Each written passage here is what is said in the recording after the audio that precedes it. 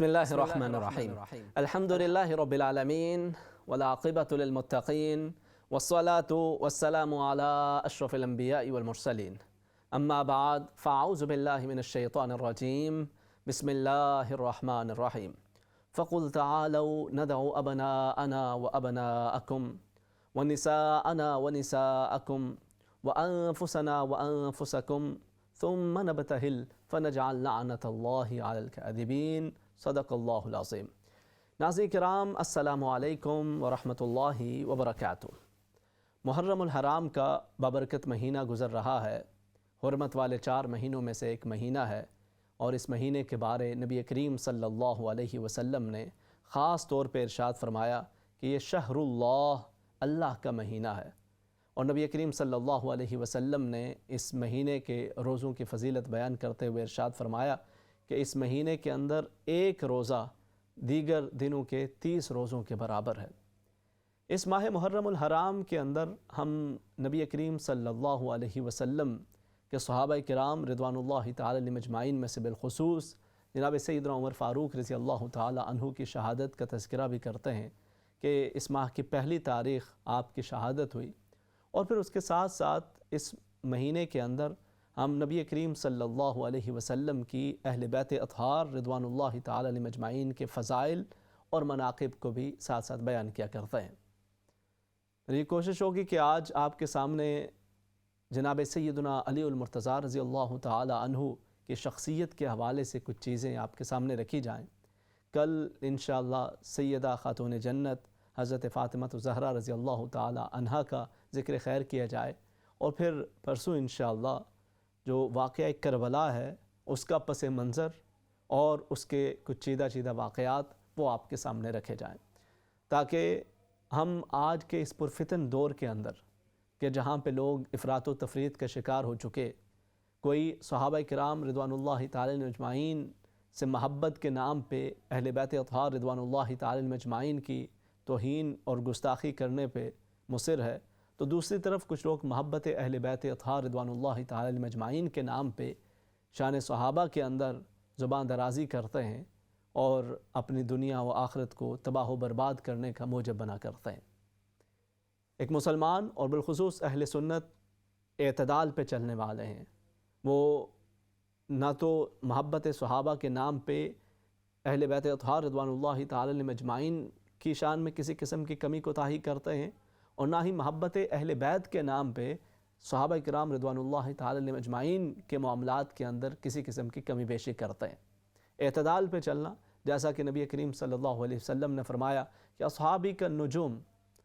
کہ میرے صحابہ ستاروں کی مانند ہیں، فَبِأَيِّهِمُ اقْتَدَيْتُمْ اهْتَدَيْتُمْ، تم ان میں سے جس کے بھی اقتداء کرو گے ہدایت پا جاؤ گے. اور دوسری طرف اپنے اہل بیت اطہار کے بارے ارشاد فرمایا کہ ان کی مثال سفینہ نوح کی سی ہے کہ جو اس پہ سوار ہو گیا وہ نجات پا گیا. تو دونوں کی ضرورت بھی ہے، اہمیت بھی ہے، اور اللہ رب العزت نے قرآن حکیم کے اندر دونوں کے بارے ارشاد فرما دیا، رضی اللہ عنہم ورضوا عنہ، یہ اللہ سے راضی ہیں اور ان کا رب ان سے راضی ہے. اب کوئی شخص تاریخ کے کچرا دان سے چیزیں نکال کے وہ باتیں کرنا شروع کر دے اور صحابہ کرام اور اہل بیت اطہار رضوان اللہ تعالی علیہم اجمعین کا مقابلہ کرانے کی کوشش کرے اور ان کے حوالے سے زبان درازی کرے، تو یہ اس کی بد نصیبی ہے، یہ اس کی بدبختی ہے. ورنہ دین متین پہ چلنے کا تقاضا اور نبی کریم صلی اللہ علیہ وسلم سے محبت و نسبت کا تقاضا یہ ہے کہ نبی کریم صلی اللہ علیہ وسلم کے در والوں اور آپ کے گھر والوں صحابہ کرام اور اہل بیت اطہار رضوان اللہ تعالی علیہم اجمعین سے ایسا تعلق رکھا جائے کہ جناب سیدنا ابو بکر صدیق رضی اللہ تعالی عنہ کے الف سے لے کے جناب سیدنا علی المرتضیٰ رضی اللہ تعالی عنہ کی یا تلک ہر ایک صحابی اور آپ کے اہل بیت اطہار میں سے ہر ایک عظیم فرد کا ادب و احترام بھی کیا جائے اور ان کے ساتھ محبت و عقیدت کا تعلق بھی رکھا جائے.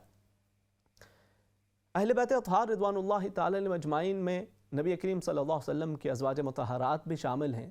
مگر بالخصوص یہ جو 5 ہستیاں ہیں ان کا ایک انفرادی مقام و مرتبہ ہے. خود نبی کریم صلی اللہ علیہ وسلم جو اس قافلہ اہل بیت کے سالار ہیں، اور پھر جناب سیدنا علی المرتضیٰ رضی اللہ تعالی عنہ جن کا آج ہم تفصیلاً ذکر خیر کریں گے، سیدہ خاتون جنت سیدہ فاطمۃ الزہرا رضی اللہ تعالی عنہا وسلام اللہ علیہا، اور پھر امام حسن اور امام حسین رضی اللہ تعالی عنہما، یہ وہ عظیم شخصیات ہیں کہ جن کو اللہ کے حبیب کریم صلی اللہ علیہ وسلم نے مباہلہ کے لیے منتخب فرمایا تھا، جن کو آپ ساتھ لے کے چلے تھے۔ جب نجران کے کچھ عیسائی آئے اور نبی کریم صلی اللہ علیہ وسلم نے انہیں دین کی تلقین فرمائی، اللہ کی توحید کی دعوت دی، اللہ کے توحید کی درس اور اس کا پیغام انہیں سنایا، اللہ رب العزت کے توحید کی طرف توجہ دلائی، تو وہ بات سننے کے بجائے، آپ کی رسالت پہ ایمان لانے کے بجائے وہ بحث مباحثہ کرنے لگے اور بات حد سے بڑھنے لگی۔ تو اللہ رب العزت نے فرمایا کہ اے حبیب کریم صلی اللہ علیہ وسلم، آپ انہیں ارشاد فرما دیجئے کہ لمبی چوڑی بحثیں چھوڑو، یوں کرو تم اپنے بیٹوں کو لے کے آؤ، ہم اپنے بیٹوں کو لے کے آتے ہیں، تم اپنی خواتین کو لے کے آؤ، ہم اپنی خواتین کو لے کے آتے ہیں، تم خود سارے آؤ اور ہم بھی سامنے آتے ہیں، اور پھر ایک دوسرے کے لیے اللہ کے حضور دعا کرتے ہیں کہ جو حق پہ ہے رب تعالیٰ اسے فتح و نصرت عطا فرما دے، اور جو باطل پہ ہے وہ تباہ و برباد ہو جائے۔ مباہلہ کی تاریخ طے ہو گئی، اور اس مقررہ وقت مقررہ تاریخ پہ جب نجران کے عیسائی آئے اپنے بڑے راہب کے ساتھ، اور ادھر سے نبی کریم صلی اللہ علیہ وسلم جب تشریف لے گئے، تو انہوں نے جب یہ منظر دیکھا کہ نبی کریم صلی اللہ علیہ وسلم خود تشریف لے جا رہے ہیں، آپ کے ساتھ جناب سیدنا علی المرتضیٰ رضی اللہ تعالی عنہ بھی ہیں، سیدہ فاطمۃ الزہرا سلام اللہ علیہا بھی ہیں، اور حضرت امام حسن اور حضرت امام حسین رضی اللہ تعالی عنہما بھی ہیں، تو انہوں نے دور سے جب یہ منظر دیکھا تو جو سب سے بڑا ان کا راہب تھا، اس نے دور سے دیکھتے ہوئے کہا کہ اے لوگو، یہ جو ہستیاں میں دیکھ رہا ہوں،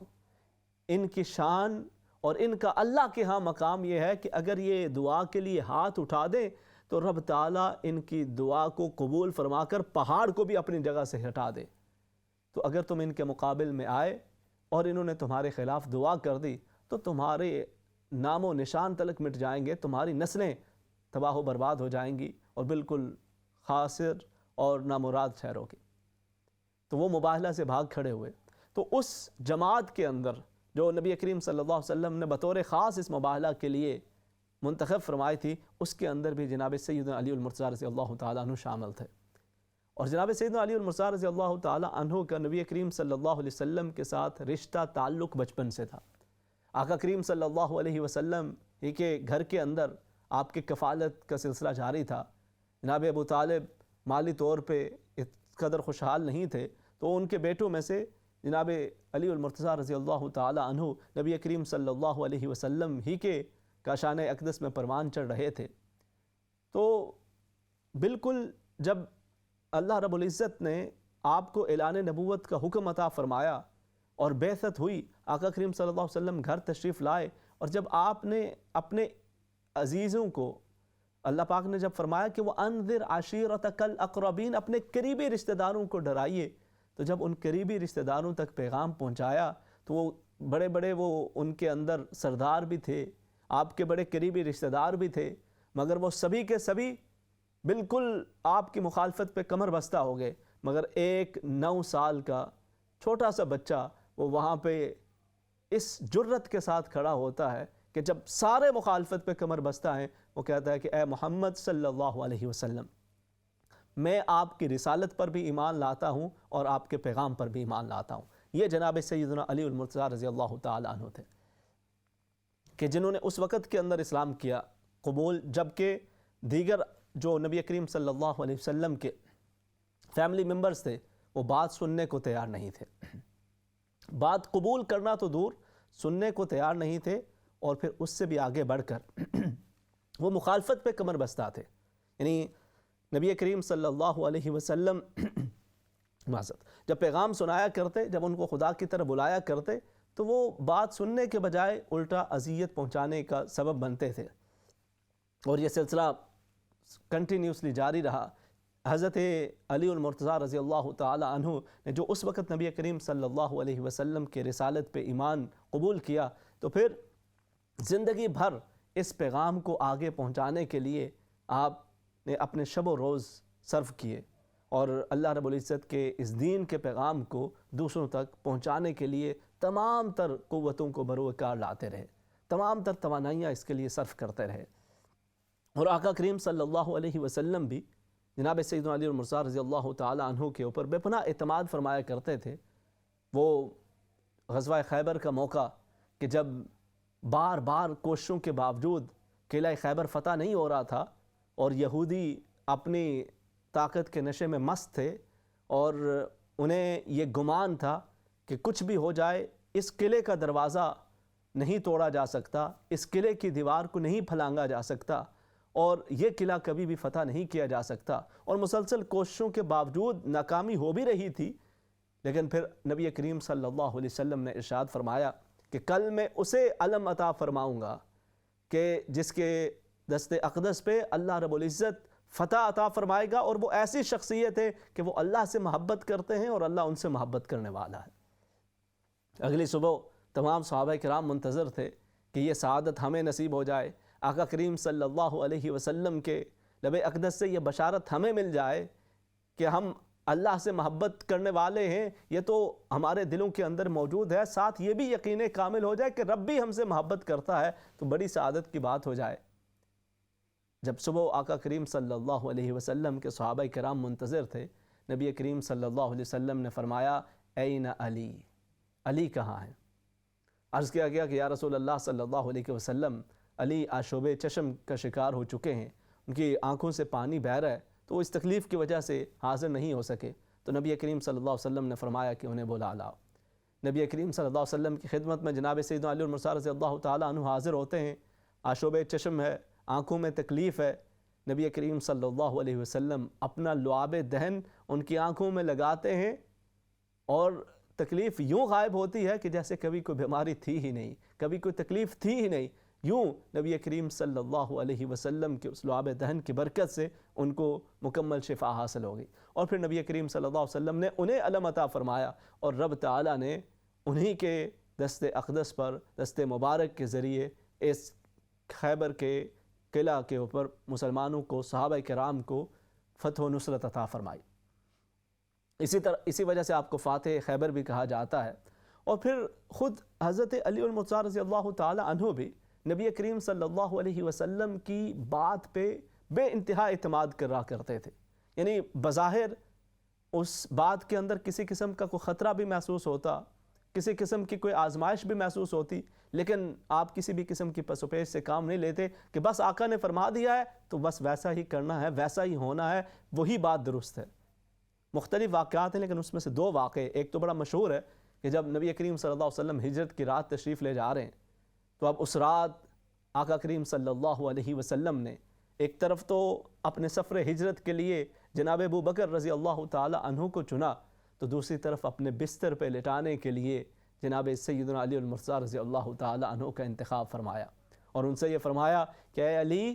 یہ جو امانتیں میرے پاس ہیں، یہ امانتیں تمام لوگوں کو لوٹا کر آپ نے مدینہ طیبہ آ کے مجھ سے ملنا ہے۔ اب سیدنا علی المرتضیٰ رضی اللہ تعالیٰ عنہ کو معلوم کہ اس رات مشرکین مکہ نبی کریم صلی اللہ علیہ وسلم کی جان لینے کے درپے ہیں، اور حضور کے بستر پہ سونا، آرام کرنا خود کو موت کے منہ میں ڈالنے کے مترادف ہے، مگر اس کے باوجود جب نبی کریم صلی اللہ علیہ وسلم کا فرمان ہو گیا تو آپ نے اس کے سامنے سر تسلیم خم کیا، اور آپ نبی کریم صلی اللہ علیہ وسلم کے اس بستر مبارک پہ آرام کرتے ہیں۔ بعد میں کچھ محدثین نے اس کو نقل کیا، ایک ایمان افروز بات ہے کہ کسی نے پوچھا جناب علی المرتضیٰ رضی اللہ تعالی عنہ سے کہ علی اس رات نیند آ گئی تھی؟ جب یہ معلوم ہوا کہ لوگ باہر ننگی تلواریں لیے کھڑے ہیں اور وہ موت کی تلاش کے اندر ہیں، وہ قتل کرنے کے جذبے سے باہر موجود ہیں، تو اس رات بستر رسول کریم صلی اللہ علیہ وسلم پہ نیند آ گئی تھی؟ فرمایا جو ایسی نیند اس رات آئی تھی ویسی پہلے کبھی بھی نہیں آئی اور بعد میں بھی کبھی نہیں آئی۔ کہا وہ کیسے؟ کہا کہ اس رات یہ یقین تھا، کیونکہ آقا کریم صلی اللہ علیہ وسلم یہ فرما گئے تھے کہ مدینہ آ کے مجھ سے ملنا، تو یقین تھا کہ آج رات تو آرام سے سونا ہی ہے، کیونکہ جو آقا کریم صلی اللہ علیہ وسلم نے وہاں پہ ملنے کا فرمایا ہے، تو رب تعالیٰ اتنی توفیق عطا فرمائے گا، اتنی آسانی عطا فرمائے گا کہ وہ اپنے فضل و کرم سے حفاظت بھی کرے گا اور مدینہ طیبہ پہنچانے کا انتظام بھی فرمائے گا۔ تو یہ آپ کی نبی کریم صلی اللہ علیہ وسلم کی بات پہ اعتماد، اللہ کی ذات پہ توکل، یہ آپ کی شخصیت کے اندر بارہا نظر آتا ہے۔ پھر اسی طرح سے جب فتح مکہ کا موقع تھا تو نبی کریم صلی اللہ علیہ وسلم نے صحابہ کرام رضوان اللہ تعالی علیہم اجمعین کو رازداری برتنے کا حکم دیا تھا کہ کہیں کسی کو پتہ نہ چلے، ہم خاموشی سے جائیں گے اور مکہ پہنچیں گے اور وہاں پر اللہ رب العزت ہمیں فتح و نصرت عطا فرمائے گا۔ تو ایک ثابت ہے حضرت حاطب رضی اللہ تعالیٰ عنہ، ان کی کچھ وہاں پہ مکہ مکرمہ کے اندر مال متاع تھا، کچھ ان کے فیملی ممبرز تھے، تو انہیں یہ خطرہ محسوس ہوا کہ کہیں ان کے لیے، ان کی فیملی کے لیے، ان کے مال متاع کے لیے وہاں پہ کسی قسم کا کوئی نقصان نہ ہو جائے۔ تو اس اندیشے کی وجہ سے انہوں نے ایک خط وہ اہل مکہ کی طرف روانہ کر دیا، انہیں لکھ دیا اور ایک خاتون کو دیا کہ تم نے یہ خط جا کے مکہ پہنچا دینا ہے۔ اس کے اندر یہ بتایا کہ یہاں مسلمان تیاری کر رہے ہیں مکہ آنے کی۔ تو اللہ رب العزت اپنے حبیب کریم صلی اللہ علیہ وسلم کو غیب کا علم عطا فرما دیتا ہے۔ وہ جب چاہتا ہے آپ کو ان چیزوں بارے بتا دیتا ہے کہ جو پہلے ہو چکی ہیں، ان چیزوں کے بارے بھی بتا دیتا ہے جو بعد میں ہونے والی ہیں۔ تو اللہ رب العزت نے اپنے حبیب کریم صلی اللہ علیہ وسلم کو علم عطا فرمایا اس خاتون کے بارے۔ تو نبی کریم صلی اللہ علیہ وسلم نے جناب سیدنا علی المرتضیٰ رضی اللہ تعالی عنہ اور حضرت زبیر رضی اللہ تعالی عنہ کو بلا بھیجا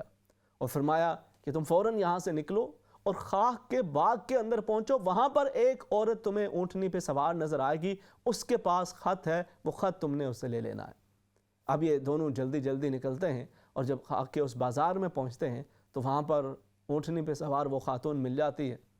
تو اسے روکا، کہا کہ تمہارے پاس خط ہے جو تم مکہ لے کے جا رہی ہو، وہ خط ہمیں دے دو۔ اس نے سرے سے انکار کر دیا، کہا میرے پاس تو کسی قسم کا کوئی خط نہیں ہے، سوال ہی نہیں پیدا ہوتا، یہ دیکھو یہ میرا سامان ہے، یہ ساری چیزیں موجود ہیں، خط تو ہے ہی نہیں، نام و نشان ہی نہیں ہے۔ تو اس نے صاف انکار کر دیا۔ اب بظاہر سامان دیکھنے کے بعد، تمام چیزیں دیکھ لینے کے بعد بظاہر تو یہی نظر آ رہا تھا کہ اس کے پاس کچھ نہیں ہے، لیکن جناب سیدنا علی المرتضیٰ رضی اللہ تعالیٰ عنہ نے فرمایا کہ اے خاتون، تم نے جو بتانا تھا بتا دیا، جو کہنا تھا سو کہہ دیا، لیکن یہ بات غلط ہو ہی نہیں سکتی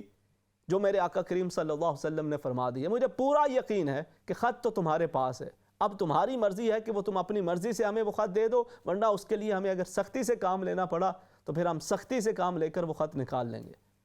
تو اس خاتون نے جب یہ دیکھا کہ یہ تو بالکل سننے کو تیار نہیں ہے اور یہ ہو سکتا ہے میرے ساتھ سختی کا معاملہ کرے، تو اس نے کہا کہ دوسری طرف رخ کریں، میں آپ کو وہ خط دیتی ہوں۔ تو اس نے اپنے بالوں کی تہ کے اندر اس خط کو چھپا رکھا تھا، وہاں سے اس نے وہ خط نکال کر جناب سیدنا علی المرتضیٰ رضی اللہ تعالیٰ عنہ کو پیش کیا اور آپ وہ لے کر نبی کریم صلی اللہ علیہ وسلم کی خدمت میں حاضر ہو گئے۔ تو یوں ہر موقع پر نبی کریم صلی اللہ علیہ وسلم کا آپ پہ اعتماد اور آپ کا نبی کریم صلی اللہ علیہ وسلم کے فرمان پہ اعتماد کہ جو آقا نے فرما دیا ہے تو وہ ہے، ویسے ہی ہے اور ویسا ہی ہونا ہے۔ اور پھر آپ کی محبت رسول صلی اللہ علیہ وسلم کا عالم کیا تھا۔ آپ ایک مرتبہ نبی کریم صلی اللہ علیہ وسلم کی خدمت میں حاضر ہوئے تو چہرہ انور پہ بھوک کے آثار صاف نظر آ رہے تھے۔ تھوڑی سی معلومات نہیں تو پتہ چلا کہ گھر کے اندر فاقے کی سچویشن چل رہی ہے۔ تو جناب سیدنا علی المرتضیٰ رضی اللہ تعالیٰ عنہ سے رہا نہ گیا، خود بھی گھر میں کچھ نہیں تھا، تو فوراً ایک یہودی کے باغ میں جا پہنچے۔ یہودیوں کے مدینہ طیبہ کے ارد گرد بڑے باغ تھے اور وہ وہاں پہ لوگوں کو کام دیا کرتے۔ تو حضرت علی مرتضیٰ رضی اللہ تعالیٰ عنہ وہاں جا پہنچے اور دن بھر اس کے باغ کے اندر کام کیا، باغ میں پانی لگایا، جو بھی کام تھا وہ پورا کیا، اور پھر کام مکمل ہونے پہ 17 اجوا کھجوریں اس نے دی۔ تو آپ وہ 17 اجوا کھجوریں ساتھ لے کر نبی کریم صلی اللہ علیہ وسلم کی خدمت میں حاضر ہوئے اور آ کر وہ کھجوریں پیش کر دی۔ نبی کریم صلی اللہ علیہ وسلم نے فرمایا کہ یہ کہاں سے آئیں؟ عرض کیا حضور، جب میں آپ کی خدمت میں حاضر ہوا تھا چہرہ انور پہ بھوک کے آثار تھے،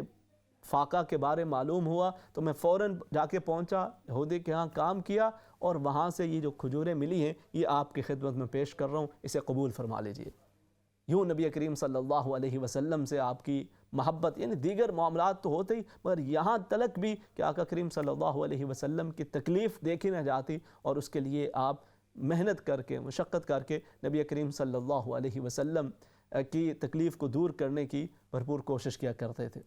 پھر نبی کریم صلی اللہ علیہ وسلم کا آپ پہ اعتماد اس حوالے سے بھی تھا کہ آپ کو فیصلہ کے حوالے سے، آپ کو قضاء یعنی لوگوں کے درمیان جو فیصلہ کرنے کے حوالے سے جو امور ہوتے تھے اس کے حوالے سے بھی بڑا اعتماد کیا جاتا تھا۔ بالکل آپ کی ابتدائی عمر کے اندر ہی نوجوانی میں نبی کریم صلی اللہ علیہ وسلم نے آپ کو یمن بھیجا. تو حضرت علی مرزا رضی اللہ تعالیٰ عنہ نے عرض کیا کہ یا رسول اللہ صلی اللہ علیہ وسلم آپ ایسے لوگوں کی طرف مجھے بھیج رہے ہیں کہ جو باہمی جھگڑوں کے اندر مبتلا ہیں اور کسی کی وہ بات ماننے کے تیار نہیں ہے, فیصلہ سننے کو تیار نہیں ہے, آپ مجھے ان کی طرف بھیج رہے ہیں. تو آقا کریم صلی اللہ علیہ وسلم نے خصوصی دعا فرمائی اور اس کے اندر یہی کہ اللہ رب العزت ان کو فیصلہ کی قوت عطا فرمائے, اور بالخصوص ان معاملات کے حوالے سے دعا فرمائی. تو جناب سیدنا علی مرزا رضی اللہ تعالیٰ عنہ فرماتے ہیں کہ وہ جو دعا دے کر آقا کریم صلی اللہ علیہ وسلم نے مجھے یمن کی طرف روانہ فرمایا, اس دعا کا اثر یہ تھا کہ پھر زندگی بھر کبھی مجھے دو لوگوں کے درمیان فیصلہ کرتے ہوئے کبھی کسی قسم کی دقت پیش نہیں آئی. اسی لیے حضرت سیدنا علی مرزا رضی اللہ تعالیٰ عنہ کو کہا جاتا ہے کہ اقضاہم علی, کہ صحابہ کرام رضوان اللہ تعالی علیہم اجمعین میں سب سے زیادہ فیصلہ کرنے کی قضاء کی صلاحیت اللہ رب العزت نے جناب سیدنا علی المرزا رضی اللہ تعالیٰ عنہ کو عطا فرما رکھی تھی. خود جناب سیدنا عمر فاروق رضی اللہ تعالیٰ عنہ جیسے جلیل القدر صحابی کہ جن کے بارے نبی کریم صلی اللہ علیہ وسلم نے فرمایا کہ ان الشیطان لیفر من ذل عمر, کہ جن کے لیے نبی کریم صلی اللہ علیہ وسلم نے بہت مختلف احادیث مبارکہ کے اندر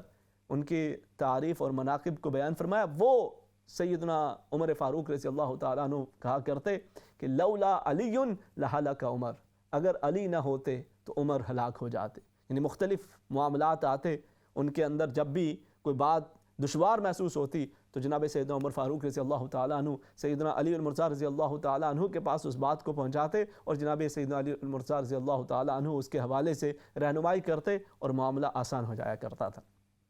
جناب سیدنا علی المرزا رضی اللہ تعالیٰ عنہ کو ازہد الناس بھی کہا جاتا ہے. حضرت سیدنا عمر بن عبدالعزیز اللہ تعالیٰ عنہ آپ نے فرمایا کہ لوگوں میں سے ازہد الناس, لوگوں میں تمام لوگوں میں سے ازہد الناس فی الدنیا علی ابن ابی طالب, لوگوں میں سے سب سے زیادہ زہد و تقوی رکھنے والے جناب سیدنا علی المرزا رضی اللہ تعالیٰ عنہ ہیں. آپ کے زہد, آپ کی عبادت اور آپ کے اللہ سے محبت کا یہ عالم تھا کہ آپ یہ فرمایا کرتے تھے کہ جب میرا یہ جی چاہتا ہے نا کہ میں اپنے رب سے کلام کروں تو میں نماز پڑھنے کے لیے کھڑا ہو جاتا ہوں. جب نماز پڑھنے کھڑا ہوتا ہوں تو یوں محسوس ہوتا ہے کہ میں اپنے رب سے کلام کر رہا ہوں. سبحانک اللہم و بحمدک و تبارک اسمک و تعالی جدک و لا الہ غیرک, اور یوں میں اپنے رب تعالیٰ کی ثنا تسبیح تحلیل کرتا چلا جاتا ہوں. اور جب میرا جی یہ چاہتا ہے کہ میرا رب مجھ سے کلام کرے تو میں قرآن کھول کے بیٹھ جاتا ہوں, قرآن کی تلاوت کرتا ہوں تو یوں محسوس ہوتا ہے میرا رب مجھ سے کلام فرما رہا ہے, میری رہنمائی فرما رہا ہے, یہ کرنا ہے, یہ نہیں کرنا, اس سے بچنا ہے, یہ کام کر لینا ہے. تو یوں محسوس ہوتا ہے کہ رب تعالیٰ رہنمائی فرماتا چلا جا رہا ہے. 17 رمضان المبارک کو ابن ملجم نے آپ پہ حملہ کیا اور جناب سیدنا علی المرتضیٰ رضی اللہ تعالیٰ عنہ اسی ماہ رمضان المبارک کے اندر آپ نے جام شہادت نوش فرمایا. آخری کلمات جو آپ کی زبان اطہر پہ تھے وہ تھے فَمَن يَعْمَلْ مِثْقَالَ ذَرَّةٍ خَيْرًا يَرَهُ وَمَن يَعْمَلْ مِثْقَالَ ذَرَّةٍ شَرًّا يَرَهُ, کہ جس نے ذرا برابر بھی نیکی کی وہ اللہ کے ہاں اس کا انعام ضرور پائے گا, اور جس نے ذرا بھر بھی کوئی شر کا کام کیا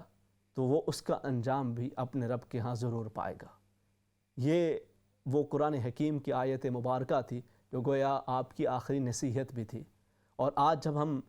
سیدنا علی المرتضیٰ رضی اللہ تعالی عنہ سے اپنی عقیدت و محبت کا اظہار کرتے ہیں, اور بالخصوص وہ یار لوگ جو علی علی علی کے نام دن رات لے کر ان سے محبت کا اظہار کر رہے ہوتے ہیں رضی اللہ تعالیٰ عنہ, انہیں بھی یاد رکھنا چاہیے کہ محبت علی کا نام یہ نہیں ہے کہ آپ نعرے لگائیں, آپ صرف اپنے الفاظ سے ان سے محبت کا اظہار کر رہے ہوں, بلکہ وہ جو آخری پیغام آپ کی زندگی تو اطاعت رسول صلی اللہ علیہ وسلم میں گزری ہی نا, وہ جو آخری پیغام بھی آپ نے اس دنیا سے جاتے ہوئے قرآن حکیم کی آیات مبارکہ کی صورت میں دیا وہ بھی پیش نظر رہے کہ فَمَن يَعْمَلْ مِثْقَالَ ذَرَّةٍ خَيْرًا يَرَهُ وَمَن يَعْمَلْ مِثْقَالَ ذَرَّةٍ شَرًّا يَرَهُ. یہ پیغام پیش نظر رہے اور انسان اپنی زندگی کو اس کی روشنی میں بہتر کرتا رہے, تو یہی محبت علی رضی اللہ تعالی عنہ کا تقاضا بھی ہے اور نبی کریم صلی اللہ علیہ وسلم کی تعلیم و تربیت بھی. اللہ رب العزت ہمیں جناب سیدنا علی المرتضیٰ رضی اللہ تعالی عنہ کی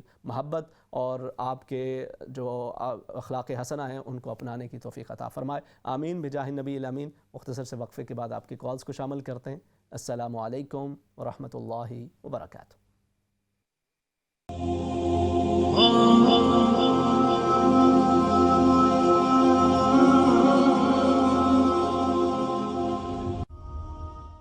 السلام علیکم ورحمۃ اللہ وبرکاتہ۔ ناظرین کرام، محرم الحرام کے حوالے سے یہ خصوصی ٹرانسمیشن آج جمعہ کے اس بابرکت دن یہ جاری ہے، اور اس کے اندر آج خاص طور پہ ہم جناب سیدنا علی المرتضیٰ رضی اللہ تعالی عنہ اور حضرات اہل بیت اطہار رضوان اللہ تعالی علیہم اجمعین کے عظمتوں کے حوالے سے ذکر کر رہے ہیں، اور آپ بھی اس حوالے سے کوئی منقبت پیش کرنا چاہیں، کوئی نثر کے اندر نظم کی صورت میں کچھ بیان کرنا چاہیں، بات کرنا چاہیں، تو یقیناً آپ بھی اہل بیت اطہار رضوان اللہ تعالی علیہم اجمعین سے اپنی محبت و عقیدت کا اظہار کر سکتے ہیں۔ ہمارے ہاں میں نے جیسے عرض کیا ہے کہ لوگ بکھرے ہوئے ہیں،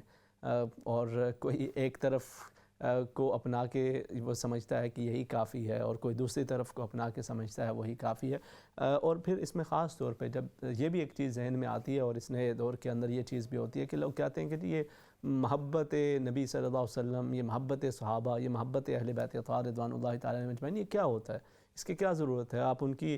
زندگی کو دیکھیں اور اس کے اندر جو اچھائی چیزیں ہیں ان کو بیان کر دیں، ان کو فالو کریں، بس دیٹس انف۔ یہ کنیکشن، یہ اسٹرانگ کنیکشن، یہ ایک ایموشنل ان کے ساتھ جو تعلق ہے، اس کی کیا ضرورت ہے؟ تو دیکھیں آج کے اس دور کے اندر بڑی آسانی سے یہ چیز سمجھ میں آنے والی ہے کہ آج بچے کس کے ساتھ اٹیچ ہوتے ہیں، ایون بڑے کس کے ساتھ اٹیچ ہوتے ہیں، وہ جس کو بار بار دیکھتے ہیں، سنتے ہیں، مختلف طرح کے ہمارے ہاں وہ ڈرامے، موویز، کارٹونز اور مختلف اس طرح کے وہ ٹی ویز کے اوپر ایسے پروگرامز ہوتے ہیں کہ جن کو وہ بار بار دیکھ کے سن کے ان کے ساتھ ان کا ایک لنک بن جاتا ہے، ایک اٹیچمنٹ ہو جاتی ہے، اور پھر وہ اس کو فالو کرنے کی کوشش کرتے ہیں، وہ ویسا بننے کی کوشش کرتے ہیں، وہ ویسا ہونے کی کوشش کرتے ہیں۔ تو آج کے دور کے اندر تو زیادہ ضرورت ہے۔ آپ نے دیکھا کوئی بچہ اگر فٹ بال وغیرہ پسند کرتا ہے تو اس کو پوری فٹ بال کی ٹیم، ان کی ڈیٹیل، ان کی ہسٹری، کس نے کتنے گول کیے، کتنے چھوڑے، کس نے وہ اگر کرکٹ کو کوئی فالو کرتا ہے تو کس قدر اس نے کیا وکٹس لی ہیں، کتنے سکور کیے ہیں، کون سے میچز جیتے ہیں، کیا کیا ہے، یا اسی طرح سے اعلیٰ حاصل قیاس، وہ جن کو فالو کرتے ہیں پوری طریقے سے ان کی زندگی کو اپنانے کی کوشش کرتے ہیں اور انہیں کو اپنا رول ماڈل بنا لیتے ہیں۔ تو آج جب ہم اپنے بچوں کو بتائیں گے ان عظیم ہستیوں کے بارے میں، ان کی عظیم شخصیات کے حوالے سے ان کے سامنے بات رکھیں گے، تو ان کی اٹیچمنٹ ان کے ساتھ بنے گی اور یہ ان کے لیے رول ماڈل بنیں گے۔ تو یہ اسی صورت میں ہوتا ہے جب ہم اس کی خود بھی معلومات لیتے ہیں، ان کو بھی یہ پہنچانے کی کوشش کرتے ہیں۔ اللہ رب العزت آج کے اس فتنے کے دور کے اندر ہمیں اعتدال پہ چلنے والا بنائے۔ میں اس پہ انشاءاللہ مزید بھی عرض کرتا ہوں۔ ہمارے ساتھ کالر ہیں، انہیں ساتھ شامل کر لیتے ہیں، پھر بات کریں گے۔ یا السلام علیکم ورحمۃ اللہ وبرکاتہ۔ وعلیکم السلام ورحمۃ اللہ وبرکاتہ۔ مولانا صاحب، ایک جو آپ کا بیان آپ نے دیا، دیکھیں کہ حضرت علی سے محبت اگر اس قدر ہم یہ کہیں کہ ہم بہت زیادہ عقیدت کرتے ہیں، ان کے ساتھ بہت زیادہ ہمیں محبت ہے، اور اس محبت کے نام پر نفرتیں پھیلائیں تو پھر کیا رہ جاتا ہے؟ مطلب کہ اس دین کی بنیادوں کو ہلا کے رکھتے ہیں۔ وہ جو پلرز ہیں نبی کریم صلی اللہ علیہ وآلہ وسلم کے ساتھی، جو اتنے جنہوں نے اتنی بڑی بڑی قربانیاں دیں، ان کو ہی بنیادوں سے ایسی توہین اور تضحیک اور اتنی عجیب طرح کی پروپیگنڈا شروع کر دیں حضرت علی کے نام پر۔ تو حضرت علی نے تو 10 سال تک حضرت عمر نے حکومت کی، تو وہ ایک جسم اور ایک جان، اور آپ کی بیٹی کے وہ مطلب کہ حضرت علی کے داماد بھی تھے حضرت عمر فاروق، تو وہ تو ایک جسم اور ایک جان، اور حضرت علی کے بچوں کا نام جیسے حضرت عثمان، حضرت علی کے بیٹے کا نام حضرت عثمان۔ بالکل، ان کی باہمی محبت، ان کی صحابہ کرام رضوان اللہ تعالی علیہم اجمعین کی یقیناً وہ تھی، اور آج کوئی بھی شخص اگر اس طرح کی جو ہے وہ چیز کی جسارت کرتا ہے تو یقیناً یہ غیر مناسب ہے۔ بہت ہی خوبصورت میسج مسز طاہر آپ نے دیا ہے، اللہ رب العزت آپ کو برکتیں عطا فرمائے، جزاکم اللہ خیرا احسن الجزا۔ نیکسٹ کالر ہے، انہیں ساتھ شامل کر لیتے ہیں۔ جی السلام علیکم۔ وعلیکم السلام ورحمۃ اللہ وبرکاتہ۔ امام صاحب خیریت سے ٹھیک ہے آپ؟ الحمدللہ، اللہ کریم کرم، آپ ٹھیک ہیں؟ الحمدللہ، پاکستان سے بات کر رہا ہوں۔ اچھا، محمد عثمان۔ ماشاءاللہ جی، ماشاءاللہ، ویلکم۔ آپ کبھی کبھار بڑے عرصے کے بعد جو ہے وہ شامل ہوتے ہیں، تو آج آپ کچھ سنانا چاہیں گے، کچھ کرنا چاہیں گے؟ جی میں منقبت سنانا چاہوں گا محرم حرام کے حوالے سے۔ بسم اللہ، بسم اللہ۔ السلام علیکم۔ سید نے کربلا میں وعدہ دیے ہیں سید نے کربلا میں وعدے نبھا دیے ہیں دین محمدی کے دین محمدی کے گلشن کھلا دیے ہیں سید نے کربلا میں وعدے نبھا دیے ہیں بولے حسین مولا تیری رضا کی خاطر بولے حسین مولا تیری رضا کی خاطر ایک ایک کر کے میں نے ایک ایک کر کے میں نے ہیرے لوٹا دیے ہیں سید نے کربلا میں وعدے نبھا دیے ہیں دین نبی پہ واری اکبر نے بھی جوانی دین نبی پہ واری اکبر نے بھی جوانی عباس نے بھی اپنے عباس نے بھی اپنے بازو کٹا دیے ہیں سید نے کربلا میں وعدے نبھا دیے ہیں زینب کے باغ میں بھی دو پھول تھے مہکتے زینب کے باغ میں بھی دو پھول تھے مہکتے زینب نے وہ بھی دونوں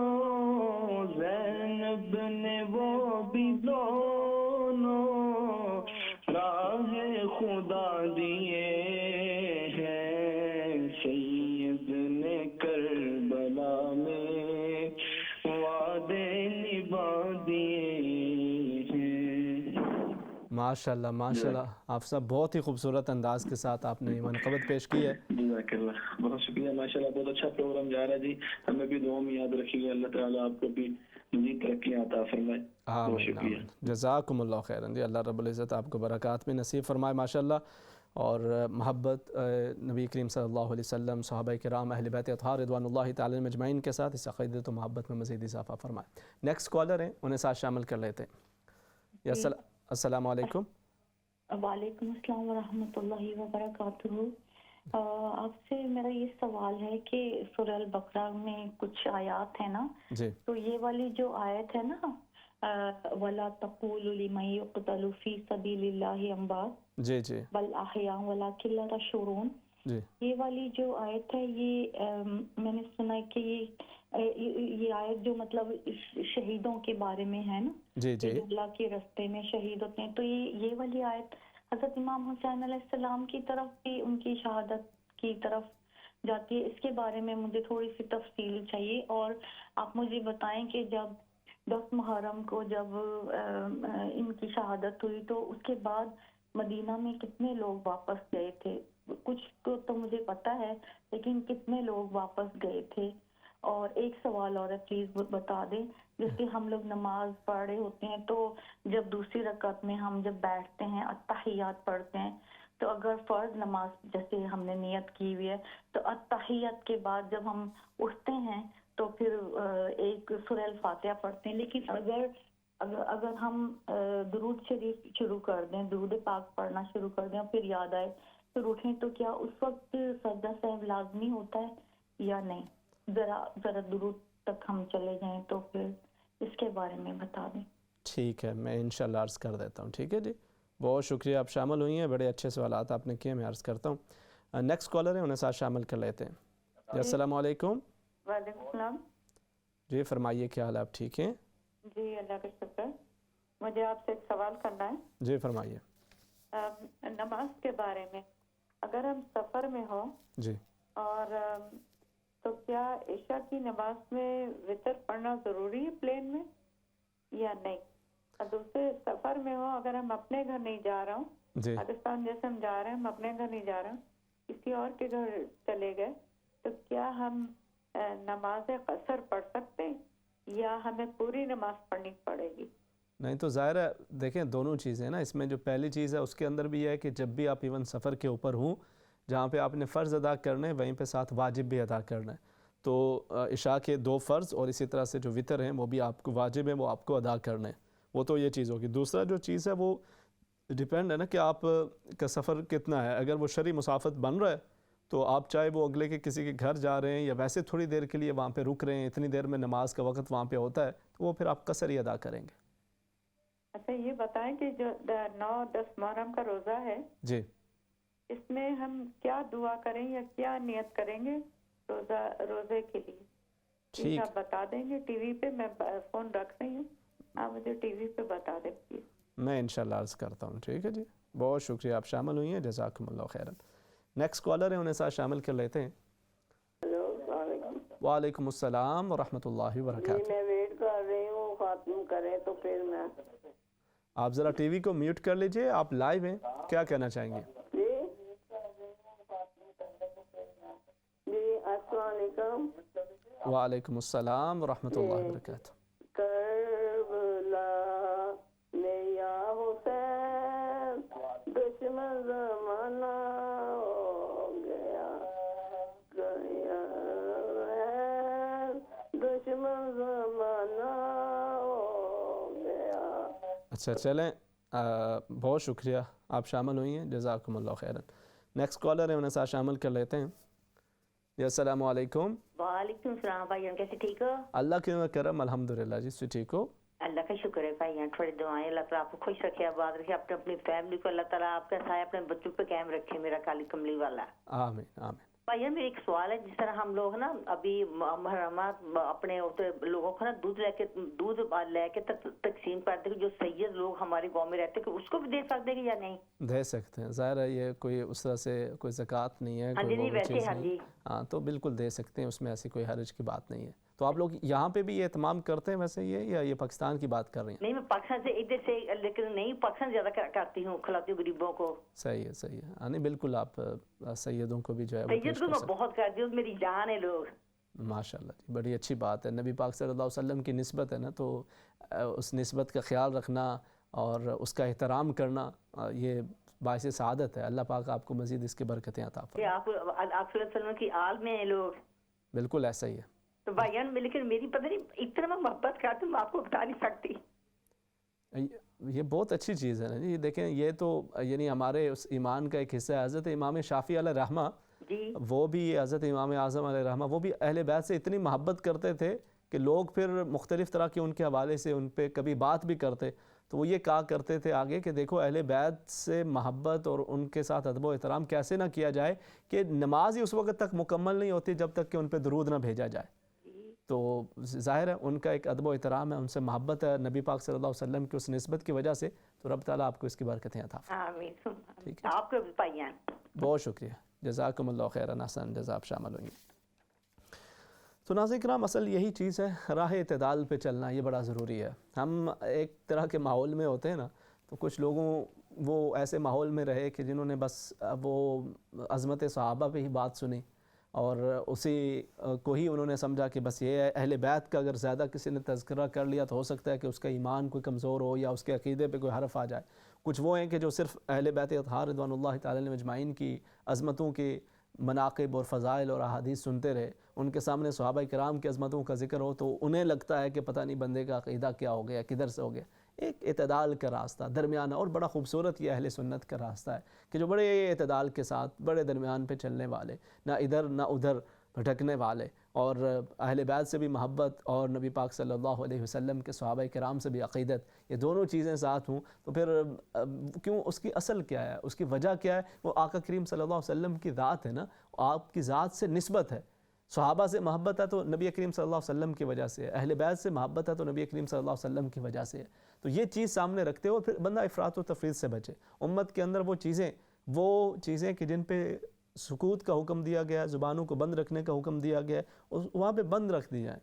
کیونکہ پھر فتنوں کے دروازے کھلتے ہیں۔ مگر اس حوالے سے بھی ہمارے ہاں آج کل بس بڑی بے احتیاطیاں ہوتی ہیں، اور وہ اپنے اس جذبے کے اندر اپنے تئیں وہ کوئی بڑی اصلاح کا کام کرنے کی کوشش کرتے ہیں کہ اپنی بھی ساری دنیا کی اصلاح کی کوشش کے اندر پھر وہ ایک نیا جو ہے وہ فتنے کا دروازہ کھل جاتا ہے، اور پھر اس کے اندر کئی طرح سے دیگر مسائل ہوتے ہیں۔ تو اعتدال پہ چلنا یہ بہترین راستہ ہے۔ اللہ رب العزت ہمیں اعتدال پہ چلنے والا بنائے، اور افراط و تفریط سے بچنا رب تعالی ہمیں نصیب فرمائے۔ جناب سیدنا علی المرتضیٰ رضی اللہ تعالی عنہ کا ذکر خیر کر رہے ہیں، تو اس کے اندر پھر وہ حضرت سیدنا علی المرتضیٰ رضی اللہ تعالی عنہ کا وہ ایک بڑا خوبصورت واقعہ سیرت طیبہ کے اندر ملتا ہے صلح حدیبیہ کے موقع پہ، کہ جب آپ نے وہ معاہدہ لکھا، حضرت سہیل بن عمر جو کہ بعد میں مسلمان ہو گئے تھے، اس وقت ابھی مسلمان نہیں ہوئے تھے، نبی کریم صلی اللہ علیہ وسلم عمرے کی غرض سے تشریف لے جاتے ہیں، حدیبیہ کے مقام پہ روک لیا جاتا ہے، اور اب وہاں سے مختلف سفیر آ رہے ہیں، آ کے بات چیت کر رہے ہیں اور واپس چلے جاتے ہیں۔ ادھر سے نبی کریم صلی اللہ علیہ وسلم نے حضرت عثمان کو سفیر بنا کے بھیجا مکہ مکرمہ،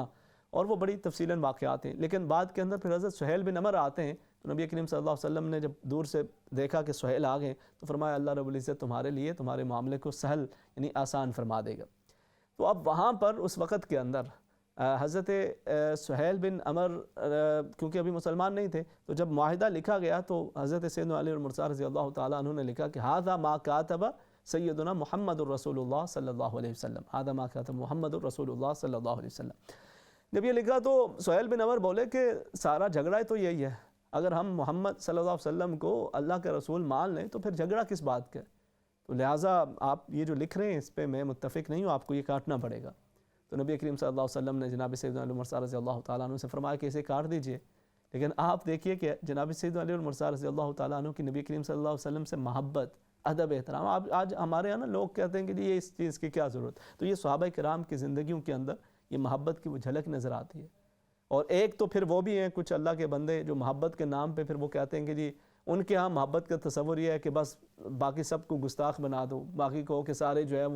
وہ دین سے خالی ہیں، دین سے فارغ ہیں، وہ ان کی اپنی ایک ڈیفینیشن ہے۔ تو وہ کوئی ادھر نکل جاتا ہے، کوئی ادھر نکل جاتا ہے۔ جو درمیان کا راستہ ہے جس کے بارے آقا کریم صلی اللہ علیہ وسلم نے فرمایا کہ خیر الامور اوسطھا، بہترین راستہ درمیان کا راستہ ہے، اعتدال والا راستہ ہے۔ ہمارے دین کے اندر نہ رہبانیت ہے اور نہ ہی عبد الدنیا ہونے کو پسند کیا گیا ہے، ہر معاملے کے اندر اعتدال۔ کنتم خیر امت،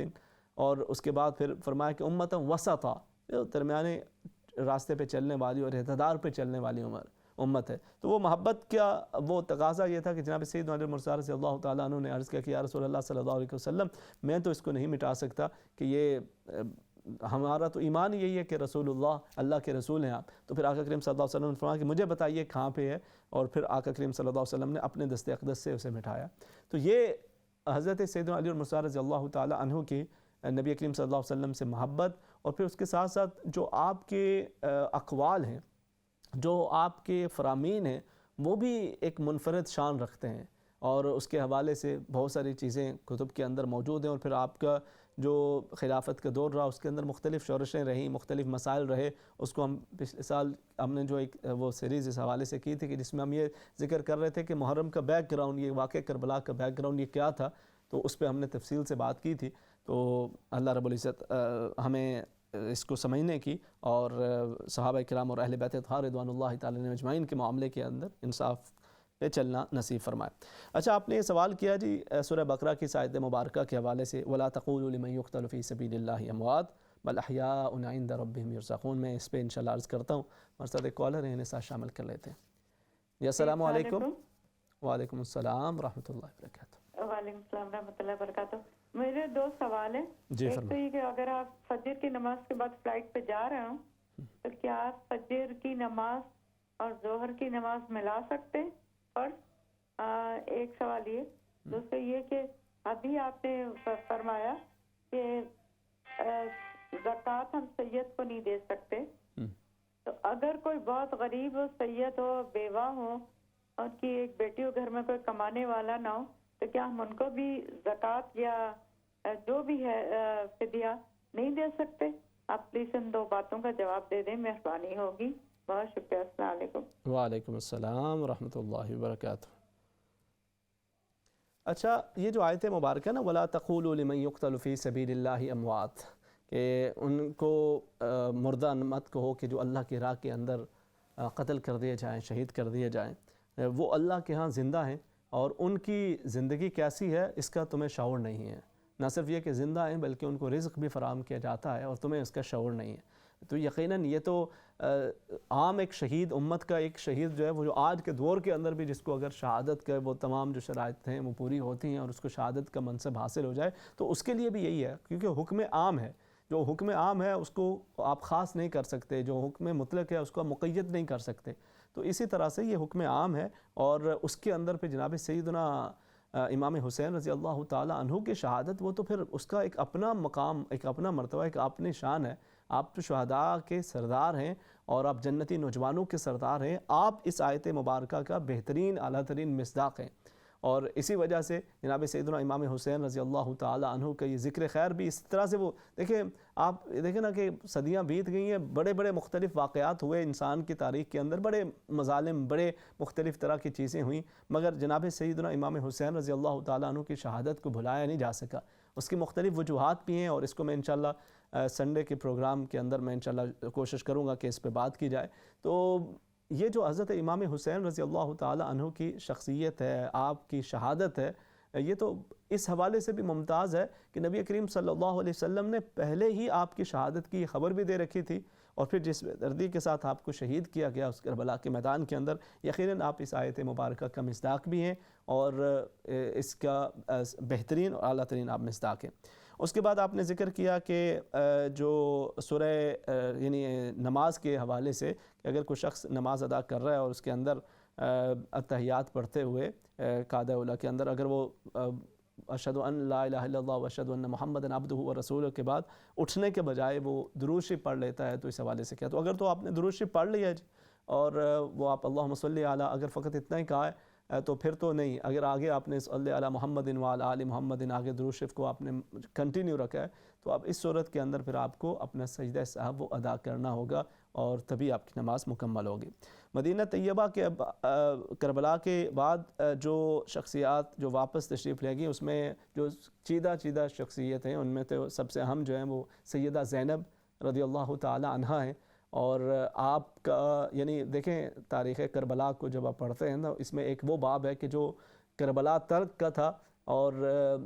جو عاشور کی شام تلک کا جو ایک منظر تھا، ایک تو وہ ہے، اور اس کے بعد کا جو پھر جو سفر ہوتا ہے وہ بھی ایک انتہائی استقامت، جرت، بہادری کی داستان رکھے ہوئے ہے، اور اس کے اندر جناب سیدتنا زینب رضی اللہ تعالی عنہا نے جس استقامت کا، جس جرت مندی کا اظہار فرمایا، وہ بھی بے مثل و بے مثال ہے۔ تو سیدہ زینب رضی اللہ تعالی عنہا کی پھر یہ 3 ذمہ داریاں تھیں، ایک تو یہ کہ آپ کے جو امام زین العابدین ہیں جو شدید بیمار ہیں ان کی تیمارداری ہو، دوسری طرف یہ جو بیویاں، جو بچیاں، جو یتیم ہیں، ان کو ساتھ لے کے جانا واپس مدینہ طیبہ، اور پھر تیسری ذمہ داری پھر اس کربلا کے پیغام کو آنے والی نسلوں تک منتقل فرمانا، اور اس پورے اس سفر کے دوران پھر یہ حوصلہ اپنے اس قافلے کا بھی، اور بڑی استقامت کے ساتھ ان کو واپس لے کے جانا، تو اس کے اندر سیدہ زینب رضی اللہ تعالی عنہا نے بھرپور کردار ادا کیا، اور بڑی شان کے ساتھ، بڑی استقامت کے ساتھ آپ نے یہ کردار ادا فرمایا، اور یہ تینوں چیزیں آپ کو نظر آئیں گی۔ تو یہ جب یہ قافلہ واپس جا رہا تھا تو اس میں مین یہی سیدہ زینب رضی اللہ تعالی عنہا ہیں، امام زین العابدین ہیں، اور پھر جو دیگر معصوم بچیاں اور دیگر شہزادیاں خانواد رسول صلی اللہ علیہ وسلم کی، وہ اس سارے سفر کے اندر تھیں، اور پھر یہ صرف سیدھا وہاں سے نہیں، پھر یہ دمشق سے پھر کوفہ، یزید کے دربار کے اندر وہاں پہ لے جایا گیا، ان کو قیدی کہہ کے وہاں پہ بلایا جاتا، ان کی جو تدہیق کرنے کی توہین کرنے کی جسارت کی گئی، وہاں پہ سیدہ زینب رضی اللہ تعالیٰ عنہ نے ایک عظیم خطبہ ارشاد فرمایا کہ جس نے گویا پورا نقشہ ہی تبدیل کر دیا تھا، اور پھر وہاں سے بڑے استقامت کے ساتھ اور بڑی جرأت مندی کے ساتھ سیدہ زینب رضی اللہ تعالیٰ عنہ اس قافلے کو لے کے اب واپس تشریف لے آتی ہیں۔ تو انشاءاللہ یہ کچھ واقعات کچھ تو وہ ہیں کہ جو اس کے اندر بہت سارے رتب و یابس جمع ہو گیا ہے، اور بہت ساری دیگر چیزیں وہ بھی اس کے اندر شامل ہو گئی، اس سے ہٹ کر انشاءاللہ ان واقعات کو جہاں تک زیادہ مستند چیزیں ہیں وہ ہم آنے والے ان پروگرام کے اندر اس کو انشاءاللہ ذکر کرنے کی کوشش کریں گے، کیونکہ یہ جو غم حسین ہے یا اس کے ساتھ ساتھ اہل بیت اطہار رضوان اللہ تعالی مجمعین کے خانوادے کے ساتھ یہ جو یہاں پہ کربلا کے اندر جو واقعات پیش آئے ان کو یاد کرنا، اس حوالے سے دکھ کا اظہار کرنا، اس حوالے سے ایک ان سے محبت و عقیدت کا اظہار کرنا، اس کے اندر بھی کوئی ذائقہ نہیں ہے۔ یہ آپ کے ایک ایمان اہل بیت سے ایک محبت کی ایک بات، ہاں اس کے اندر بین کرنا، واویلا کرنا، ماتم کرنا، یہ شرعی تعلیمات کے خلاف ہے، اس سے انسان کو اجتناب کرنا چاہیے۔ ایک مختصر سے وقفے کے بعد مزید آپ کی کالز کو شامل کرتے ہیں، سوالات کے جوابات کو بھی شامل کریں گے۔ السلام علیکم ورحمۃ اللہ وبرکاتہ۔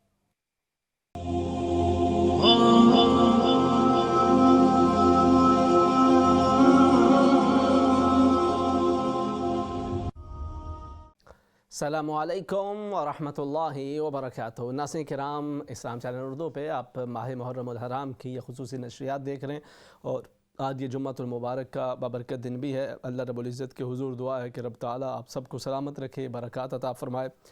بالخصوص ہمارے ایک صاحب انہوں نے وہ دعاؤں کے لیے اپنے بیٹے کے لیے، غالباً ان کا نام شاہد ہے، تو انہوں نے اپنے بیٹے شاہد کے لیے دعا کے لیے کہا ہوا ہے اللہ رب العزت ان کے بیٹے کے لیے آسانیاں فرمائے۔ بیمار ہیں، اللہ رب العزت ان کو شفاء کاملہ عطا فرمائے، ان کے لیے آسانیاں فرمائے۔ اسی طرح حاجی عبدالخالق صاحب، ان کے بیٹے، ان کا کچھ عرصہ قبل انتقال ہوا، ان کے لیے بھی دعا کریں اللہ رب العزت ان کے بیٹے کی قبر و حشر کے منازل کو آسان فرمائے، رب تعالیٰ ان کے درجات کو بلند فرمائے، اور عبدالخالق صاحب ان کے اہلیہ محترمہ اللہ رب العزت دونوں کو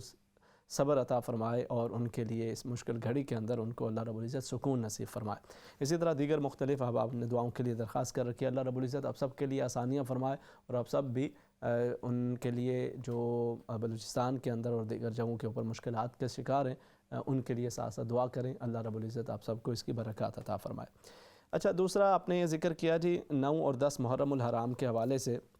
کہ روزہ کے اندر کیا دعا کی جائے اور کیا۔ پہلی چیز تو یہ ہے، دیکھیں 9 اور 10 محرم کا جو روزہ ہے، یا اسی طرح سے آپ 10 یا 11 محرم کا روزہ رکھتے ہیں، تو اس کا جو پس منظر ہے وہ ذہن کے اندر رہے کہ وہ جو نبی کریم صلی اللہ علیہ وسلم جب مدینہ طیبہ تشریف لاتے ہیں تو آپ نے یہاں یہود کو دیکھا کہ وہ روزہ رکھا کرتے تھے، تو آپ نے ان سے پوچھا کہ کیوں روزہ رکھتے ہو؟ انہوں نے کہا کہ جناب سیدنا موسیٰ علیہ السلام کو رب تعالیٰ نے فرعون کے ظلم و ستم سے نجات عطا فرمائی اس روز، تو انہوں نے شکرانے کا روزہ رکھا، اور ہم بھی اسی کی نسبت سے شکر کا روزہ رکھا کرتے ہیں۔ تو نبی کریم صلی اللہ علیہ وسلم نے فرمایا کہ ہم موسیٰ علیہ السلام پہ زیادہ حق رکھتے ہیں، ہمارا ان پہ زیادہ حق ہے، ان کا ہم پہ زیادہ حق ہے، تو ہم بھی یہ روزہ رکھیں گے۔ اور پھر نبی کریم صلی اللہ علیہ وسلم خود بھی صحابہ کرام رضوان اللہ تعالیٰ نے مجمعین اس روزے کا اہتمام فرماتے، اور پھر آپ نے فرمایا کہ اگر اللہ رب العزت نے مجھے موقع عطا فرمایا اگلے سال تو ایک دن قبل کا روزہ وہ بھی ہم ساتھ اس کے رکھیں گے۔ تو پھر یوں آپ 9 یا 10 محرم کا روزہ رکھ لیتے ہیں، یا 10 یا 11 کا رکھتے ہیں، یا پھر 9، 10، 11 تینوں کا آپ روزے کا اہتمام کر لیتے ہیں، تو یہ ایک مسنون ہے اور اچھا عمل ہے، ظاہر ہے ضروری نہیں ہے، فرض نہیں ہے، اور آپ اپنی استطاعت کے مطابق اس روزے کا اہتمام کر سکتے ہیں، اس کا ایک اجر و ثواب اور برکات ہیں۔ باقی اس کے اندر آپ نے کیا دعا کرنی ہے، کیا چیز کر سکتے ہیں، آپ اللہ کا ذکر کریں کثرت کے ساتھ، اور یہ آپ دیگر دنوں کی طرح جیسے رب تعالیٰ کو یاد کرتے ہیں، اس کی عبادت کرتے ہیں، اس کے حضور سجدہ ریز ہوتے ہیں، تو اسی طرح سے آپ کثرت کے ساتھ اس کا ذکر کریں، عبادت کریں، اور اس کی جانب متوجہ رہیں، بالخصوص کثرت کے ساتھ صلاۃ و سلام پیش کریں نبی پاک صلی اللہ علیہ وسلم پہ اور آپ کے آل پاک کے حوالے سے بھی۔ اور اسی طرح پھر یہ یوم عاشور کے جو قبل واقعات پیش آئے، یعنی پہلے امتوں کے اندر، وہ بھی آپ کے پیش نظر رہیں کہ کس طرح سے جناب سیدنا آدم علیہ السلام کی جو توبہ ہے وہ بھی اسی روز ہوئی قبول، اللہ رب العزت کے حضور وہ دعا مانگتے رہے، ربنا ظلمنا انفسنا وان لم تغفر لنا وترحمنا لنکونن من الخاسرین، اللہ کے حضور وہ دعا کرتے رہے، اور وہ جو جنت سے آنے کے بعد اس دنیا کے اندر اور بالآخر اسی 10 محرم الحرام کو رب تعالیٰ نے ان کی دعا کو قبول فرمایا، اور اسی جانب نبی کریم صلی اللہ علیہ وسلم نے وہ اشارہ بھی فرمایا تھا جب آپ سے پوچھا گیا نا کہ یہ رمضان کے بعد کس مہینے کے روزے کا اہتمام کرنا چاہیے؟ تو آپ نے فرمایا کہ محرم کے روزے کا، کیونکہ اسی محرم کے مہینے کے اندر ایک قوم کی توبہ اللہ رب العزت نے قبول فرمائی، اور مجھے امید ہے کہ اللہ رب العزت دیگر قوم کی بھی توبہ اسی روز کو قبول فرمائے گا۔ تو اس لیے اس روز پر اللہ کے حضور توبہ و استغفار بھی کریں، اس کی جانب رجوع بھی کریں۔ اسی طرح سے جناب سیدنا نوح علیہ السلام، جناب سیدنا موسیٰ علیہ السلام، جناب سیدنا ایوب علیہ السلام اور دیگر انبیاء کرام علیہ السلام، سیدنا یونس علیہ السلام کے حوالے سے بھی جو مختلف واقعات ہیں اس دن کی مناسبت سے ہیں، ان میں سے کچھ کا ہم تذکرہ کر چکے، کچھ کا انشاءاللہ کہ آنے والے پروگرام کے اندر کریں گے۔ اللہ رب العزت ہمیں اس روز کی جو اہمیت ہے اس کو سامنے رکھتے ہوئے اس کا اہتمام کرنے، اور پھر خاص طور پہ جب آپ صلاۃ و سلام کا اہتمام کرتے ہیں، درود شریف کا اہتمام کرتے ہیں، آپ اسی طرح سے صدقہ جاریہ کا اہتمام کرتے ہیں، اپنے مرحومین کے لیے دعا کا اہتمام کرتے ہیں، یہ تمام چیزیں آپ کو یقیناً اس دن زیادہ سے زیادہ، پورا محرم کا مہینہ ایسا ہے نا، دیکھیں حرمت والے مہینوں میں سے اس مہینہ ہے، اور پھر بالخصوص چونکہ یہ پہلے 10 دن جو ہیں ان کی ایک اپنی فضیلت ہے، اہمیت ہے، اور اس میں سے بھی جو عاشور ہے، یوم عاشور ہے، اس کی پھر ایک اپنی فضیلت، اہمیت انفرادی ہے۔ تو اس دن آپ جس قدر زیادہ انشاءاللہ جو بھی عبادات کا اہتمام کریں، رب تعالیٰ آپ کو اس کی برکات عطا فرماتا ہے۔ دوسرا آپ نے یہ کہا تھا کہ سید کو زکوٰۃ دینے کے حوالے سے کہ زکوٰۃ دی جا سکتی ہے یا نہیں دی جا سکتی اگر وہ بہت ہی غریب ہوں، ضرورت مند ہوں۔ تو نبی کریم صلی اللہ علیہ وسلم کی اس حوالے سے واضح تعلیمات موجود ہیں کہ یہ زکوٰۃ لوگوں کا میل کچیل ہے، تو یہ سادات کے لیے روا نہیں ہے، مناسب نہیں ہے۔ تو اسی لیے آپ اگر سمجھتے ہیں کہ وہ ضرورت مند ہیں اور مجبور ہیں، ضرورت مند ہیں، تو ان کا آپ دیگر اس نیت کے ساتھ ان کو ہدیہ پیش کریں، اپنی زکوٰۃ سے ہٹ کے جو آپ کے پاس جتنی استطاعت ہے اس کے مطابق ان کو ہدیہ پیش کریں، دیگر دوست احباب ان کی بھی توجہ دلائیں، اور سادات کا احترام کرنا، محبت کا ان کے ساتھ ایک رویہ رکھنا، یہ کس وجہ سے ہے؟ دیکھیں یہ نبی کریم صلی اللہ علیہ وسلم کی نسبت کی وجہ سے ہے، اور آپ جب اس نسبت کا خیال رکھتے ہوئے اس کا خیال رکھتے ہیں نا، دیکھیں ناظرین کرام، لوگ کہیں اس حوالے سے خود جو ہے نا وہ فخر کریں گے، جی اسی راجے ہوندے ہیں، اسی بڑے ملک ہوندے ہیں، چودھری ہوندے ہیں، یوں آکڑ آکڑ کے لوگوں کے درمیان چلیں گے اور باتیں کریں گے، اور اگر کہیں سید کے حوالے سے محبت کی بات آ جائے، ادب و احترام کی بات، پتہ نہیں ان کو اس میں شرک نظر آنے لگ پڑتا ہے، اس کے اندر کو نظر آتے لگے اس کی کیا ضرورت ہے، یا کس طرح سے وہ بات ہے۔ جبکہ آپ کی اگر اپنی قومیت کی وجہ سے، اپنے اجداد کی وجہ سے آپ کو فخر ہے اور آپ اس کے حوالے سے ایک فخر محسوس کرتے ہیں، تو یہ تو نبی کریم صلی اللہ علیہ وسلم کی ایک نسبت ہے۔ باقی اس بندے کی بخشش، مغفرت، اس کے اعمال، وہ یقیناً اس نے اللہ کے ہاں جواب دہ ہونا ہے۔ نبی کریم صلی اللہ علیہ وسلم نے سیدہ فاطمہ الزہرا رضی اللہ تعالی عنہا سے بھی یہ فرمایا تھا کہ اعمال کے ساتھ ہی اللہ کے حضور جواب دہ ہونا ہے، اور انسان کا جو عمل ہے اس کے مطابق اس کے ساتھ وہاں پہ معاملہ کیا جائے گا۔ تو اس لیے وہ ان کے اوپر ہے، انہیں اپنے اعمال کے جواب دہ ہونا ہے۔ اگر اس کے اندر کوئی کمی کوتاہی بھی ہے تو اسے اس شخص کو اپنے رب کے ہاں جواب دہ ہونا ہے۔ لیکن اگر آپ کو کسی کے بارے یہ معلوم ہے اور پھر وہ ضرورت مند ہیں، سادات میں سے ہیں، آپ ان کا خیال کرتے ہیں، تو ایک خوبصورت عمل ہے۔ وہ ایک واقعہ مشہور ہے کتابوں کے اندر، اس کی اسناد سند جو ہے اللہ بہتر جانتا ہے، لیکن بہرحال کتب کے اندر منقول ہے، تو میں صرف اس حوالے سے کہ جس کے اندر آپ کہہ لیجئے کہ ایک ذوق و شوق کے اندر اضافہ کے حوالے سے میں وہ عرض کر دیتا ہوں، ذکر کر دیتا ہوں۔ اللہ کے ولیوں میں سے، نیک بندوں میں سے حضرت جنید بغدادی علیہ رحمہ، آپ کا بڑا مشہور نام ہے اور آپ کا ایک بڑا احترام پایا جاتا ہے تمام مختلف مکاتب فکر کے ہاں، آپ کا ایک اہتمام اور آپ کی رسپیکٹ موجود ہے آپ کی عبادت اور زہد و تقوی کی وجہ سے۔ تو میں منقول ہے کہ آپ شروع سے اس طرح سے اس ولایت اور اس اللہ کی راہ کے اندر اس طرح سے آپ کا وہ معمولات نہیں تھے۔ پہلے آپ ایک شاہی پہلوان کے طور پہ جانے جاتے تھے، اور اس کے اندر یہ لوگوں کے اندر مشہور تھا کہ بادشاہ کا خصوصی پہلوان ہے جنید، اور کوئی ان کے مقابلے کے لیے نہیں آتا تھا، بڑی ان کی طاقت اور بڑا ان کا ایک دبدبہ تھا، تو اس حوالے سے ان کی پہچان تھی۔ تو ایک روز جب ایک دنگل سجا اور اس کے اندر اعلان کیا گیا کہ جی کون ہے کہ جو جنید کا مقابلہ کرے گا، تو کوئی بھی سامنے نہ آیا، بڑے بڑے پہلوان سرما ڈرتے تھے سامنے آنے سے، تو ایک نحیف سا بزرگ وہ سامنے آ گیا، اس نے کہا جی میں مقابلہ کروں گا۔ تو لوگ ہنسنے لگے، کہا کہ تم اس سے کیا مقابلہ کرو گے، یہ تو تمہیں ہلکا سا ٹچ کر دے تو گر جاؤ گے اور تم تو ان کا مقابلہ نہیں کر سکو گے۔ انہوں نے کہا میں مقابلہ کروں گا اور جیت کے دکھاؤں گا۔ کہ اچھا، مقابلہ طے پایا، لوگ جمع ہو گئے، جب اس دنگل کے اندر اترے اور مقابلہ شروع ہوا تو اس نے بزرگ نے کوئی بات حضرت جنید کے کان میں کہہ دی، اور اب مقابلہ شروع ہو گیا تو تھوڑی دیر کے اندر لوگوں نے بڑی حیرت ناک منظر دیکھا کہ جنید ہار جاتے ہیں اور وہ نحیف سے بزرگ جیت جاتا ہے، وہ انہیں نیچے گرا لیتا ہے اور ان کے اوپر بیٹھ جاتا ہے۔ تو بڑی حیرانی ہوئی۔ اب دوبارہ پھر سے مقابلہ شروع ہو جاتا ہے۔ پھر لوگوں نے کہا کہ جی یہ کچھ مس انڈرسٹینڈنگ ہوگی ہے، کوئی غلطی ہوگی ہے، کوئی غلطی سے یہ ہو گیا سارا جو بھی ہوا ہے، تو دوبارہ پھر کیا جائے۔ دوبارہ پھر مقابلہ ہوا، پھر وہ نحیف بزرگ جیت گئے اور جنید بغدادی جیسا سرما بڑا تگڑا پہلوان وہ نیچے گر گیا۔ تیسری مرتبہ پھر یہی ماجرا ہوا تو لوگوں نے تھو کرنا شروع کر دیا، جیسے لوگ ہوتے ہیں، لوگوں کی عادت ہی یہی ہے کہ وہ آپ کو آسمان پہ چڑھاتے ہیں اور پھر جب ان کی نظریں پلٹیں تو وہ زمین کیا وہ تحت سرا تک جا کے پہنچاتے ہیں، وہ نیچے اسفل السافلین سے پہلے رکتے نہیں ہیں، وہاں تک لے جاتے ہیں۔ تو اس لیے کبھی بھی لوگوں کی تعریف سے زیادہ آسمان پہ نہ چڑھا جائے اور نہ ہی لوگوں کے طعنوں سے وہ خود کو ختم کر لیا جائے، مٹا لیا جائے۔ ٹھیک ہے، لوگ ہیں، باتیں کرتے ہیں، اچھی بات ہے، اللہ کا شکر ادا کریں، کوئی بات اچھی کر دیتا ہے کہ الحمدللہ اللہ کا شکر ادا کریں، کوئی برا بھلا کہتا ہے تو بھی اس کے لیے دعا کریں، لیکن اس کو اپنے اوپر اپنے ذہن پہ نہ سوار۔ تو لوگوں نے ایسے کیا، وہ جو کل تلک جنید جنید جنید کے نعرے لگاتے اور کہا کہ یہ تو ایک بابے سے ہار گیا، بزرگ کمزور سے ہار گیا، اس کی کیا پہلوانی رہ گئی۔ تو لوگوں نے باتیں کی، ملامت کی۔ تو بادشاہ نے پوچھا بعد کے اندر کہ جنید یہ کیا ہو گیا تھا؟ کہا بادشاہ سلامت میں چاہتا تو ایک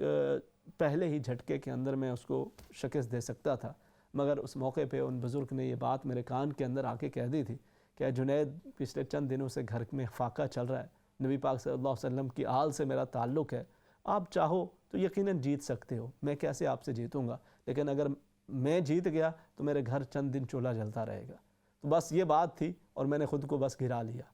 تو جنہوں نے خود کو اللہ اور اس کے رسول صلی اللہ علیہ وسلم کی خاطر گرا لیا، کبھی بھی اللہ پاک ان کو عزتیں دیتا ہے، اللہ پاک ان کو مقامات عطا فرماتا ہے۔ رات کو جناب سیدنا جنید بغدادی کو نبی کریم صلی اللہ علیہ وسلم کی زیارت ہوتی ہے اور اس کے اندر نبی کریم صلی اللہ علیہ وسلم نے یہ بشارت سنائی کہ اے جنید تم نے میری آل کے ایک بزرگ کا احترام کیا ہے، اس نسبت کا خیال رکھا ہے، اللہ رب العزت نے تمہیں دنیا و آخرت کے اندر عزتیں عطا فرمانے کا فیصلہ کر لیا ہے۔ آج صدیاں گزر گئی ہیں، جب بھی جنید بغدادی کا نام آتا ہے تو ہم ادب و احترام کے ساتھ حضرت جنید بغدادی علیہ رحمہ کہہ رہے ہوتے ہیں، ورنہ بڑے بڑے پہلوان تاریخ کے اندر آئے، بڑے بڑے مالدار آئے، بڑے بڑے لوگ آئے، نام و نشان تلک مٹ جاتے ہیں۔ تو جو ان کے ساتھ محبت کرتے ہیں، احترام کرتے ہیں خالصتاً اللہ کی رضا کی خاطر، اس کے حبیب کریم صلی اللہ علیہ وسلم کی محبت کی وجہ سے اللہ پاک ان کو بھی عزتیں دے دیتا ہے۔ تو خود پھر جو ان کی اپنی شان ہے، اپنا مقام ہے، اپنا مرتبہ ہے، وہ اللہ کے ہاں کس قدر ہوگا۔ تو اس لیے خاص طور پہ اس محرم الحرام کے مہینے کے اندر خود بھی بہت زیادہ دانشوری سے انسان کو بچنا چاہیے۔ کئی لوگوں کو شوق ہوتا ہے، وہ 4 کتابیں پڑھ لیں تو ان کو دانشور بننے کا شوق ہوتا ہے، وہ پھر ایسی ایسی باتیں کرنا چاہتے ہیں، دیکھیں جی یہ فلاں جگہ پہ یہ کیسے ہو گیا، جی وہ فلاں کیسے ہو گیا، کیا واقعی یہ تھا، کیا اصل پیچھے بیک گراؤنڈ کیا تھا، امام حسین چاہتے کیا تھے، کیا یہ دین کا مسئلہ تھا، یہ کیا تھا، بڑی بڑی تحقیق ریسرچ اپنے تئیں کو بہت بڑا تیر مارنے کی کوشش کرتے ہیں، جبکہ قرآن کا فیصلہ سامنے ہے، اس کو انسان رکھے اور دانشوری کے بجائے ان معاملات کے اندر یہ خیال رکھے کہ یہ کس قدر نازک معاملہ ہے کہ اللہ رب العزت نے قرآن حکیم کے اندر بالخصوص فرمایا کہ قُلْ لَا أَسْأَلُكُمْ عَلَيْهِ أَجْرًا إِلَّا الْمَوَدَّةَ فِي الْقُرْبَى، کہ حبیب کریم صلی اللہ علیہ وسلم آپ ارشاد فرما دیجئے کہ یہ جو میں تبلیغ کرتا ہوں، یہ بدر و حنین کی مشقتیں ہیں، یہ طائف کی وادی کے اندر پتھر پڑنے ہیں، یہ مکہ مکرمہ کی گلیوں کے اندر پاؤں کے اندر کانٹے بچھائے جانے ہیں، یہ خندق کے اندر، یہ خیبر کے اندر، یہ بدر و احد کے اندر، یہ مختلف طرح کے مصائب و آلام جھیلنے، اس تمام پہ میں تم سے کسی قسم کا معاوضہ تو طلب نہیں کرتا، بس اتنی بات کرتا ہوں کہ میری قرابت داروں سے مودت کا رشتہ قائم رکھو۔ ایک تعلق ہے، ایک محبت ہے اور ایک پھر مودت ہے، ان سے مودت کا رشتہ قائم رکھو، اور اس مودت کا رشتہ قائم رکھنے سے انہیں تو کوئی فرق نہیں پڑے گا، ان کے تو جنہوں نے مخالفتیں کی وہ ان کے نام و نشان مٹ گئے، ایک پل کی تھی بس حکومت یزید کی، صدیاں حسین کی ہیں، زمانہ حسین کا ہے، وہ تو ختم ہو گئے، ان کے نام و نشان مٹ گئے، مگر حضرت امام حسین رضی اللہ تعالی عنہ کو اللہ رب العزت نے عزتیں بھی عطا فرمائی، صدیوں کے بعد بھی وہ بظاہر وہ اگرچہ وہاں پہ شکست تھے، مگر وہ ایسی فتح ہے کہ آج صدیوں کے بعد بھی لوگ خود کو حسین رضی اللہ تعالی عنہ کے غلاموں میں رکھنا اپنے لیے باعث فخر سمجھتے ہیں، اور دوسری طرف جن کو اپنی فتح پہ ناز تھا اور فتح کا غرور تھا، ان کے ساتھ اگرچہ لوگ اپنی دانشوری میں بہت بڑی باتیں کرنا چاہیں بھی تو ان کے ساتھ اپنے نسبتوں کو قائم رکھتے ہوئے بھی ان کو تکلیف ہوتی ہے اور اس کے اندر زبانیں لڑکھڑا جاتی ہیں اور ان کو خوف محسوس ہوتا ہے، یا کم سے کم